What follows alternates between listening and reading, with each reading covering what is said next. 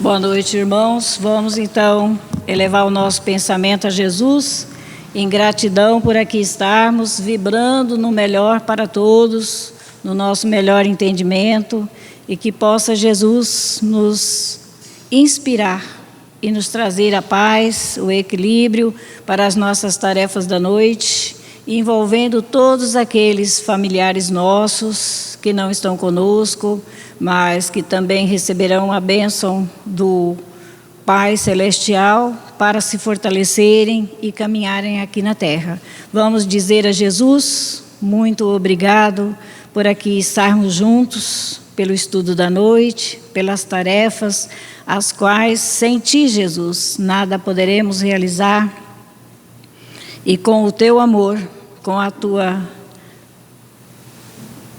compreensão diante das nossas dificuldades, nós Te agradecemos e temos a certeza de que estás conosco, nos envolvendo com a paz, com o equilíbrio, com o Seu amor. Que assim seja. Nós vamos estudar uma lição do livro Estude e Viva, que nos traz a meditação do que é sermos espíritas. E a lição tem esse título, né? Espíritas, meditemos.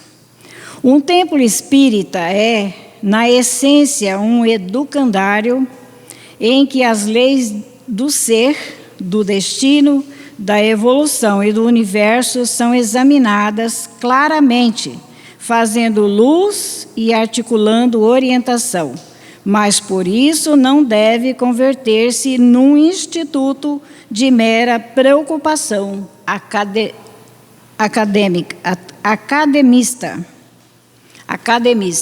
Então nós sabemos que a casa espírita, né? O templo espírita, ele é um educandário, onde a gente vem aprender lições para educar a nossa mente, para educar os nossos sentimentos, para nos educar em todos os sentidos da nossa vida. Manterá o simpósio dos ceareiros experientes sempre que necessário, mas não o situará por cima da obra de evangelização popular. Então, veja bem, temos que ter, né, todos os estudos, mas não vamos esquecer de situar na casa espírita o clima de obra de evangelização popular de todos nós. Todos nós precisamos aprender o Evangelho, né, e vencer as nossas dificuldades. Alentará a tribuna, em que o verbo primoroso lhe honrificará os princípios, diante de assembleias cultas e atentas. Contudo, não se esquecerá do entendimento fraternal, de coração para coração, em que os companheiros mais sábios se disponha pacientemente a responder às perguntas e a sossegar as inquietações dos menos instruídos. Essa é a tarefa da casa espírita, do educandário espírita, né? Aonde estamos. Ela é em benefício de todos nós. Nós temos que trabalhar a fraternidade uns com os outros, de coração para coração, né? O sábio tem que estar disposto para ele pacientemente responder às perguntas e a sossegar as inquietações dos menos instruídos, né? Quantos de nós precisamos conversar com alguém para trazer conhecimento para nós da nossa situação, trazer o equilíbrio na nossa vida, na nossa família, aonde estivermos participando. Ele diz mais: fornecerá informações preciosas aos pesquisadores da verdade, na esfera do conhecimento superior que vinculas. No entanto, trabalhará com maior devotamento em favor dos caídos em provação e necessitados que lhe batem à porta, esmagados de sofrimento. Quantas vezes, né, Todos nós temos prova disso. Chegamos a um educandário espírita, a uma casa religiosa, uma casa espírita, nós chegamos com essas necessidades. Todos nós, muito sofrimento que esmaga a todos, a gente não sabe o que fazer.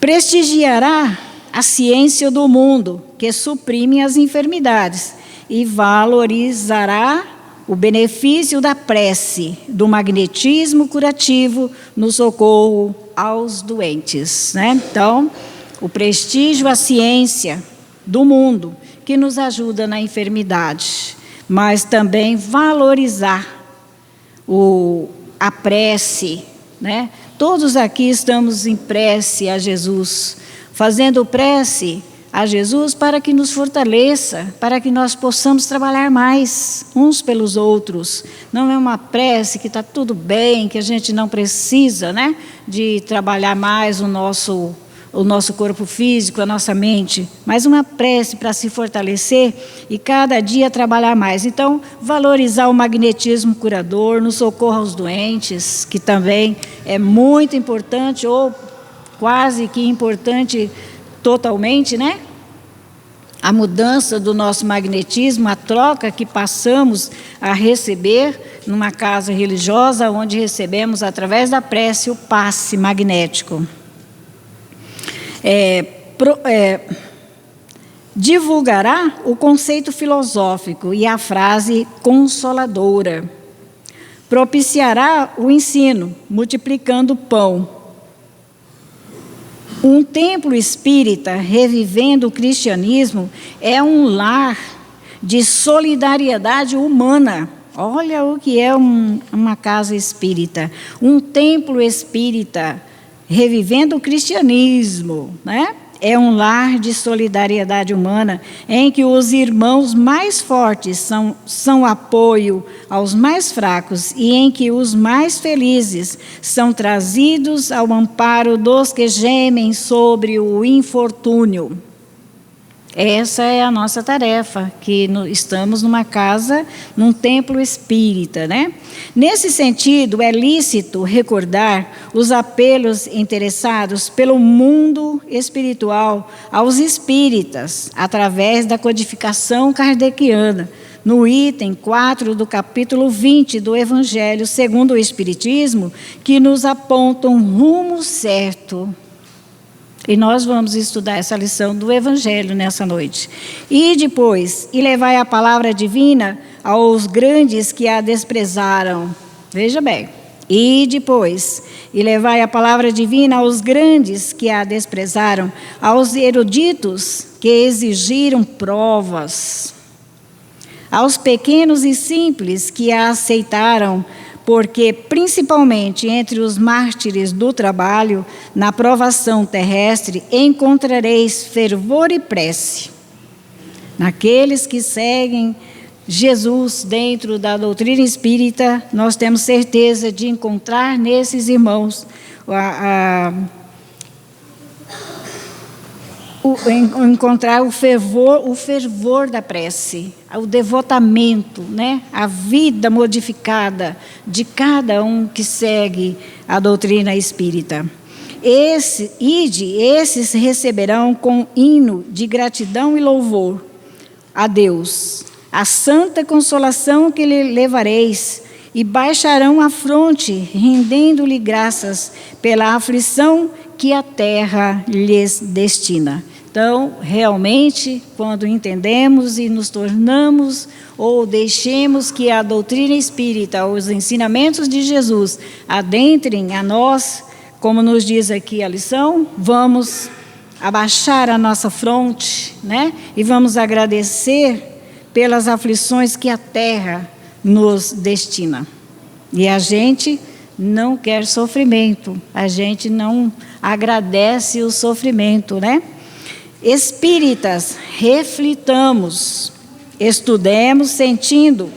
Olha só, espíritas, reflitamos, estudemos sentindo, compreendendo, construindo e ajudando sempre. Essa é a tarefa. Auxiliemos o próximo, sustentando ainda todos aqueles que procuram auxiliar. Jesus chamou a equipe dos apóstolos que lhe asseguraram cobertura à obra redentora não para incensar-se e nem para encerrá-los em torre de marfim. Nós não estamos convidados por Jesus para a prática dos ensinamentos que Ele nos trouxe, para sermos levados à torre de marfim, aquele é o melhor, né? Não, todos nós temos a condição de aprender, de viver, de transformar a nossa vida. Mas para erguê-los à condição de amigos fiéis, é isso que Jesus quer de nós, como amigos fiéis, irmãos, né? Capazes de abençoar, confortar, instruir e servir ao povo que em todas as latitudes da terra lhe constitui a amorosa família do coração.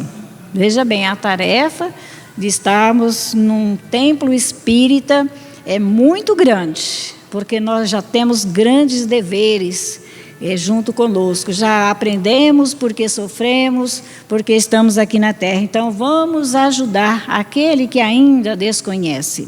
E ele continua dizendo, amor em ação, amor em entendimento, amor em brandura, amor em nome do Cristo que se imolou por amor a todos nós, né? Não nos esquecermos, porém, de que o Cristo nunca se achou fora do caminho aberto que conhecemos como sendo definição. A astúcia se esconde sistematicamente no sim. A crueldade se encouraça no, abre aspas, não. Fecha aspas. Então, olha só, a astúcia se esconde sistematicamente no sim. A gente diz sim a tudo, né? Abre aspas, sim, fecha aspas. E a crueldade se encouraça no, abre aspas, não, fecha aspas. E a preguiça não sai do abre aspas, talvez, fecha aspas. Né? Então, a gente com preguiça de ajudar um irmão, com preguiça de trazer conhecimentos valorosos àquele irmão, porque nos dá também a responsabilidade de vivermos, né? Porque só falar é muito fácil, a gente estuda, tem nos livros, né? Mas então, muitas vezes a gente diz sim para que, sistematicamente, para não ir contra o outro irmão. E muitas vezes a gente diz não, né? Também por preguiça. Não, está tudo bem, não precisa preocupar, né? Mas é preguiça nossa. E essa preguiça a gente deixa para outra oportunidade. Talvez, quando, né, der certo, a gente vai cumprir as nossas tarefas. Veja bem, a nossa responsabilidade. Aí ele nos diz, o espírita herdeiro atual do cristianismo, sem distorção, não pode ignorar a necessidade do equilíbrio, que muitas vezes a gente não tem, ou quase sempre, né? Não podemos, nós somos herdeiros do atual do cristianismo, dos ensinamentos de Jesus, sem distorção, aquele que não distorce, porque a gente às vezes diz que é espírita, mas vive distorcendo, o nosso sentimento não é fraterno, as nossas palavras não são encorajadoras, né? E estamos distorcendo. Não pode ignorar a necessidade do equilíbrio, quer dizer, sim, sim, quando é de sim, não, não, quando é de não. Né? Porque às vezes, por preguiça, a gente diz assim, talvez, depois, quem sabe, né? Vamos realizar as nossas tarefas. Compreensão e ternura, mas atitude firme para que a névoa da ignorância não invada a atmosfera mental onde vivemos. Olha a compreensão que temos que ter, né? O sim, sim, não, não, nos trará compreensão e ternura nas nossas atitudes firmes do que temos que fazer, para que não venha enevoar através da ignorância nossa, né? Invadir a atmosfera mental nossa, porque muitas vezes somos invadidos pela sombra, por outros pensamentos, porque nós permitimos e mentalmente onde nós vivemos, né? Induzindo os companheiros de viagem terrestre ao vale da indecisão. Muitas vezes a nossa orientação, ela não é já e agora, né? Talvez depois. A gente nunca orienta e nunca recebe a orientação para nós como sendo decisiva. Agora eu tenho que mudar a minha vida.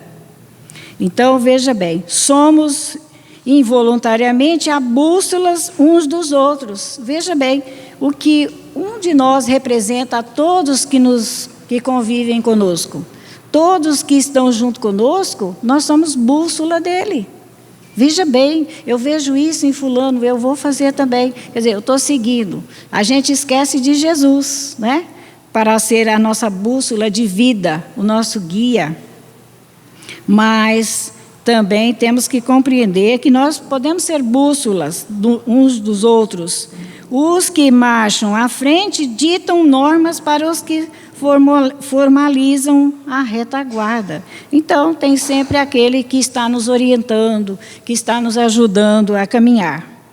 Todos influenciamos positivamente com o magnetismo da nossa atitude. Veja bem, o que podemos influenciar nos outros, né? O magnetismo, nós influenciamos positivamente com o magnetismo da nossa atitude. A gente vê nas pessoas uma pessoa com uma atitude segura, tranquila, calma, né? Então, ele passa a nos influenciar. A atitude do outro. Daí o impositivo de sermos por fora o que somos por dentro. Não representar uma coisa quando estamos com amigos, irmãos, né? Mas sermos junto a todos, em todos os momentos da nossa vida, o que somos por dentro. Se não somos por dentro, aquele cristão que vive como Cristo, tratemos de transformar a nossa vida, porque senão a gente vai representar uma coisa por fora e é outra por dentro. É assim que estamos estudando. Claramente, é possível usar os valores afetivos em qualquer circunstância. E em toda circunstância. A gente diz assim, mas só em determinada ocasião. Não. No nosso dia a dia, positivamente, que a gente possa agir como o Cristo nos ensina. Sim, não, nunca talvez, porque o talvez vai nos representar a nossa ociosidade, a nossa preguiça de tomarmos decisão valiosa na nossa vida para ajudar o outro. Claramente é possível usar os valores afetivos em qualquer circunstância. Então, em todos os momentos da nossa vida, podemos ser decididos, junto ao Cristo. Misericórdia e paz em todas as situações, principalmente naquelas nas quais é preciso desembaraçar alguém da perturbação com a paciência e a abnegação de que não prescindimos para libertar o doente da enfermidade. Então, para ajudarmos um irmão enfermo ou a nossa própria enfermidade, é preciso que a gente tenha misericórdia, sinta a dor do outro, compreenda a dificuldade do outro, que é maior muitas vezes que a da gente, e a paciência, e a abnegação, sermos bons, de que precisamos para libertar o doente da enfermidade. Isso, contudo, não nos exime do culto à verdade. E para ajudarmos, podemos ter paciência, podemos ter conosco abnegação, podemos também sentirmos necessidade de ajudar, mas nós temos que ser sinceros conosco mesmo e com os outros, né? Reportamo-nos elevados ao amor que imperava nas coletividades cristãs do Evangelho nascente. Então, tudo isso aqui, nós estamos relembrando hoje, através dessa lição, os primitivos cristãos. Eles eram sinceros a Jesus. Eles eram assim todo o momento. Eles estavam agindo diante do Evangelho, como eles aprenderam com Jesus. E nós também temos que agir dessa forma. Os primeiros seguidores de Jesus amavam-se ternamente, como verdadeiros irmãos. Entretanto, não foi tão só a preço de doçura, não foi só a preço de doçura, não, que venceram o sarcasmo e a perseguição de que serviram objetos. Foram perseguidos por causa da verdade que Jesus nos ensinou.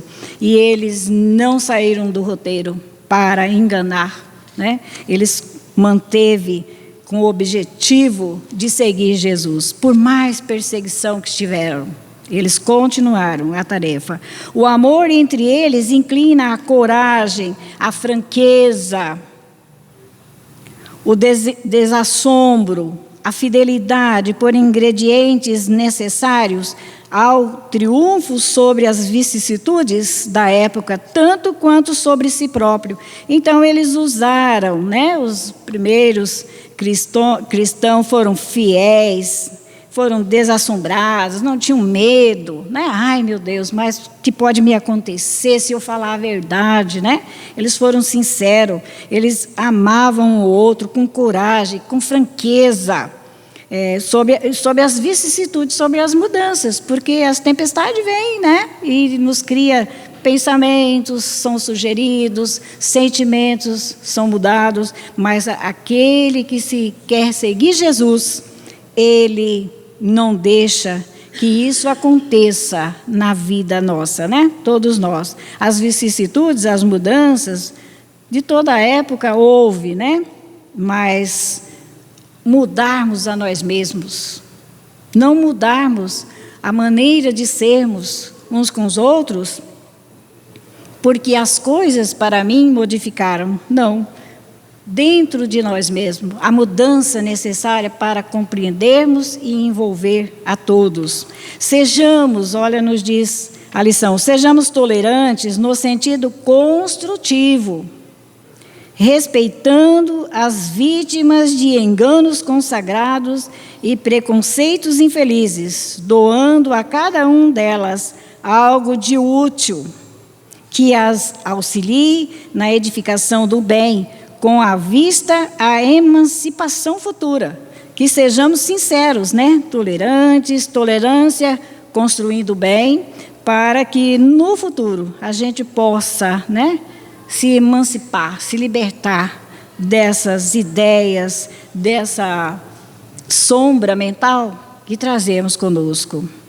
Mas conservemos a atitude límpida, pela qual sejamos identificados na codificação espírita, aliás, na condição espírita, a serviço do mundo renovado, evitando mimetismo e acomodação.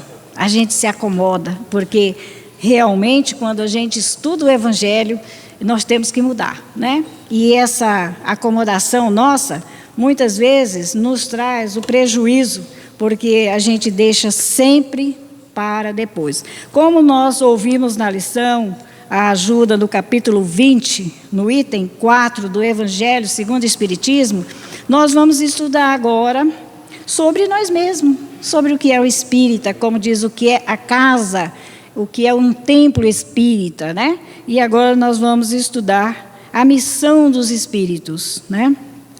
Dos espíritas. E no item 4, ele nos traz o seguinte, de Erasto, Paris, 1863. Veja bem, essa lição é atualíssima.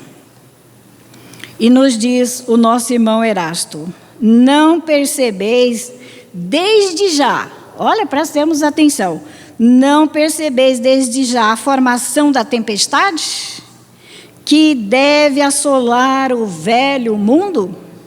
Estamos nela, né? Será que a gente não percebeu essa tempestade aí nas nossas cabeças, né? E reduzir a nada a soma da iniquidade terrena? Veja bem, nós estamos nesse período, às quais o Evangelho se refere.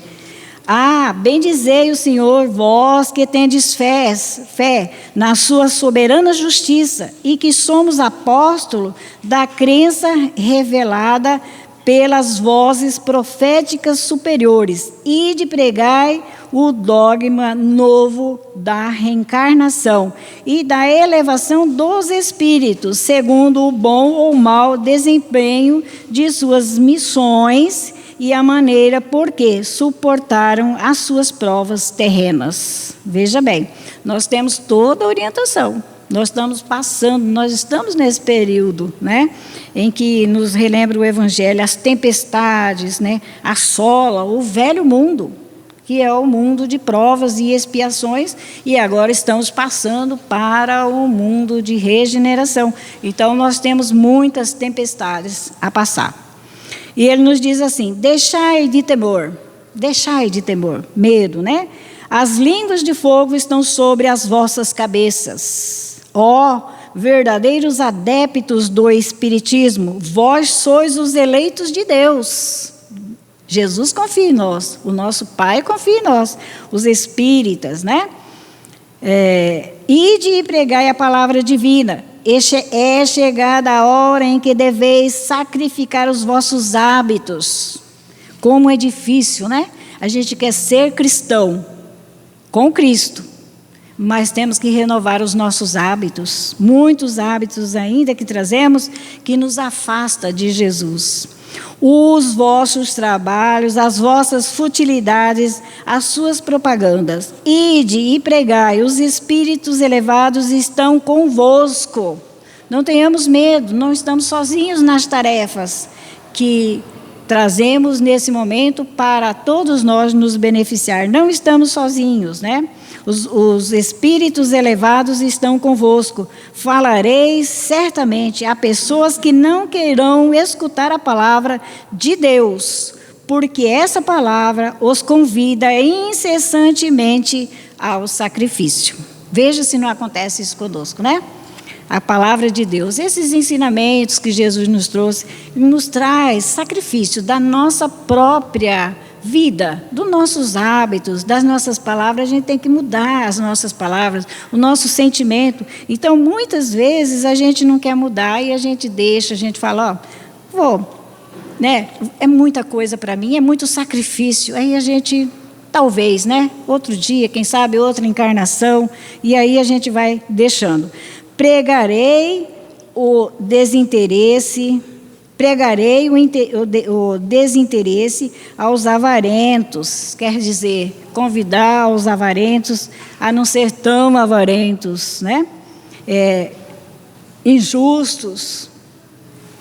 A abstinência aos dissolutos, quer dizer, a desilusão, porque chegamos muitas vezes com tanta avareza em adquirir bens materiais, coisas materiais, que vão nos trazer, muitas vezes, né, decepções, desilusões na nossa vida. Dissolutos, mansidão aos tiranos domésticos e aos despotas, né? Palavras perdidas, bem sei. Muitas vezes, né, nos falam, os irmãos nos dizem, mas parece que as palavras ficam perdidas, a gente não consegue caminhar pelos ensinamentos de Jesus. Palavras perdidas, bem sei, mas que importa? Não importa se a gente está falando a verdade, que é trazida a todos nós pelo Evangelho, e se o outro não aproveita. É necessário regar com o vosso suor o terreno em que deveis semear, porque ele não frutificará, não produzirá, senão sob os esforços incessantes da enxada da charrua evangélica, ide e pregai. Então, a nossa tarefa é árdua dentro de nós, nos preparando nesses trabalhos do Evangelho, que nos transforma a nossa vida. Sim, vós todos, homens de boa fé, que tendes consciência de vossa inferioridade. Muitas vezes é difícil a gente reconhecer em nós a nossa pequenez, a nossa inferioridade, né? Ao contemplar no infinito os mundos espaciais, partir em cruzada contra a injustiça e a iniquidade. Ide e aniquilai o oculto do bezerro de ouro, que dia a dia mais se expande, as ilusões, né? Saindo do foco de Jesus, criando outros irmãos como a direção para o nosso pensamento. Ide, que Deus vos conduz, homens simples e ignorantes, vossas línguas se soltarão e falareis como nenhum orador sabe falar. Veja bem, quando os espíritos bondosos encontram em nós a sintonia necessária, nós vamos conseguir, né, falar tudo aquilo que devemos falar, no bem, no amor que Jesus nos ensina. E pregai que as populações atentas receberão com alegria as vossas palavras de consolação, de fraternidade, de esperança e de paz. Que importa as ciladas que armarem ao vosso caminho? Né? Ele faz essa pergunta: que importa as ciladas que armarem em vosso caminho? Quantas coisas vêm em nosso caminho, né? Depois que a gente decide mudar a nossa vida, mudar o nosso pensamento, o nosso sentimento, muitos irmãos vão colocar, né, dificuldades, obstáculos. Mas o que importa? Se nós sabemos que Deus está conosco, que somos amparados, somos socorridos por benfeitores amigos. Somente os lobos caem em armadilha de lobos, pois o pastor saberá defender as suas ovelhas contra os carrascos imoladores. Veja bem, nós temos a assistência de Jesus, o pastor nosso, né? Ele está sabendo o que nós estamos passando, ele sabe porque estamos passando por dificuldade, para renovar-nos, para mudarmos o nosso ser espiritual. E ele diz assim: ide, homens, que sois grandes perante Deus, e que mais felizes do que Tomé, credes sem querer ver, e aceitas os fatos da mediunidade, mesmo quando não conseguiste obter por vós mesmos. Muitas vezes, né, adquirimos condições de entender o Evangelho de Jesus pela ajuda dos nossos benfeitores. Ide, o Espírito de Deus vos guia.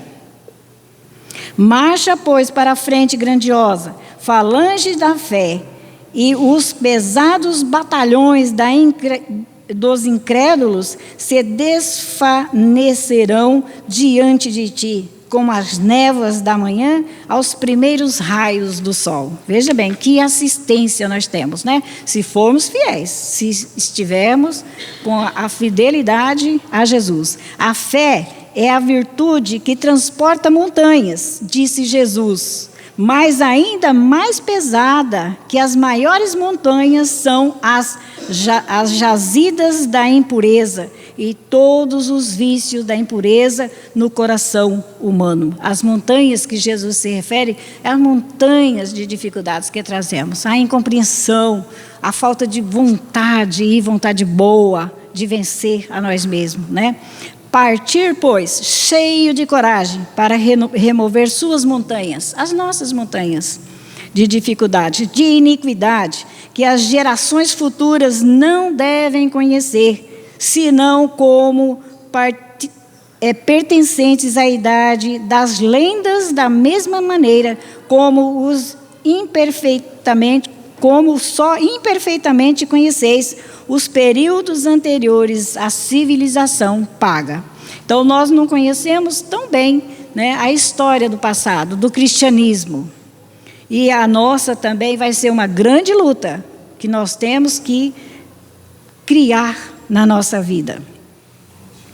E depois, levando a palavra divina aos grandes que o desdenharam, aos sábios que desejaram provas, e aos simples e pequeninos que aceitaram, pois, principalmente entre os mártires do trabalho, nesta expiação terrena, encontrareis entusiasmo e fé, e de que estes receberão jubilosos, agradecendo e louvando a Deus. A consolação divina que lhe oferecerdes, e baixai a fronte, renderão graças pela aflição que a terra lhes reservou.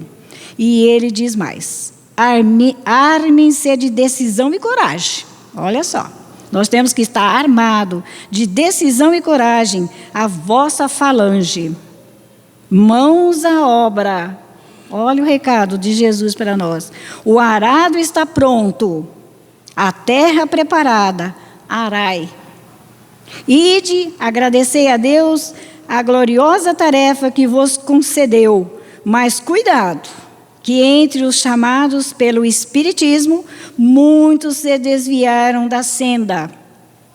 Atentai, pois, ao vosso caminho e buscai a verdade. Agora ele vai fazer uma pergunta para nós bastante interessante para todos nós. Perguntareis, então, se entre os chamados para o Espiritismo muitos se transviaram, como reconhecer os que se acham no bom caminho? Essa é uma pergunta interessante, né? Porque nós todos somos espíritas, a gente diz assim. Todos nós conhecemos a doutrina espírita.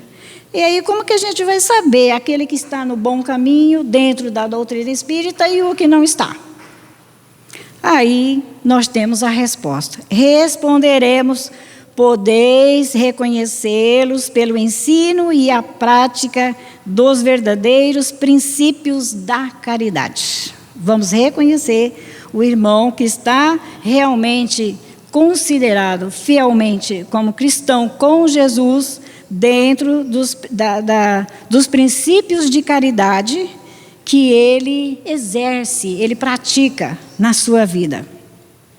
Olha só, pela consolação que distribuem aos aflitos, pelo amor que dedicarem ao próximo, pela sua abnegação. Olha aí, esses são os caminhos. Pelo amor que dedicaram ao próximo, pela sua abnegação e o seu altruísmo, podeis reconhecê-los finalmente pela vitória dos seus princípios, porque Deus quer que a sua lei triunfe.